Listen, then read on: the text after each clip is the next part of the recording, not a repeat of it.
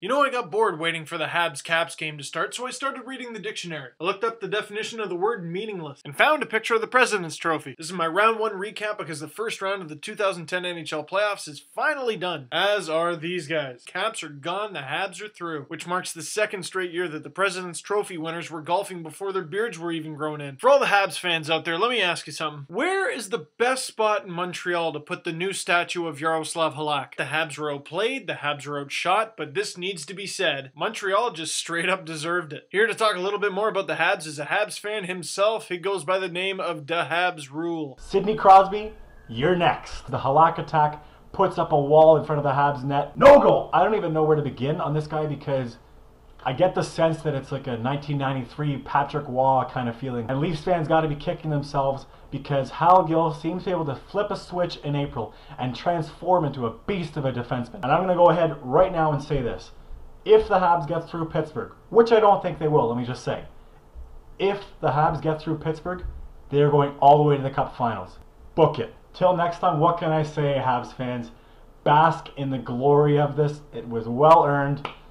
And see you next time, Alex. Link to his channel in the description. If there's one team that's as stoked as the Habs are that the Habs won, it's the Sharks. Because now they're no longer the poster children for first round failure. Avalanche gave him a scare though. Craig Anderson stood on his head for the Avalanche. But unlike Halak, Anderson just ran out of miracles. And while the Sharks did dominate their last two games, oh, how nice of you, the Sharks' first line has still got to find ways to click more. Heading back out east despite tons of injuries, the Flyers beat out the New Jersey Devils in 5. Just to reiterate, team that advanced to the playoffs in the last possible game in the shootout defeats pretty much the most decorated goaltender of all time. Playoffs is crazy. A team that got more and more effective as their series wore on were the Chicago Blackhawks as they defeated the Nashville Predators. I'm Patrick Kane, Dateline NBC. Why don't you have a seat? Seriously though, Patrick Kane, you now win the award for the flukiest goal of the playoffs so far. Deflection off his leg, pretty much from center ice, fools Rene, back of the net. Ew, barf. But despite his 2 shutouts, I'm not convinced Antti Niemi can take the Hawks deep. All 3 Eastern teams that won their division, gone, first round. This conference doesn't make any sense. And to talk a little bit more about this series, I need some help from some Bruins fans, so Tuca time. Who was Buffalo's goalie? Ryan Miller. Okay, who was Boston's? Tuca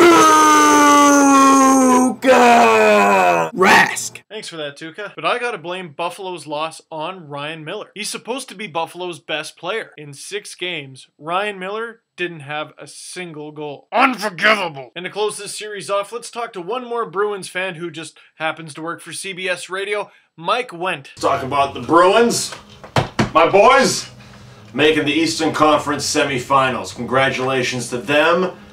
Cheers to Boston. I've been partaking. We overcame the odds.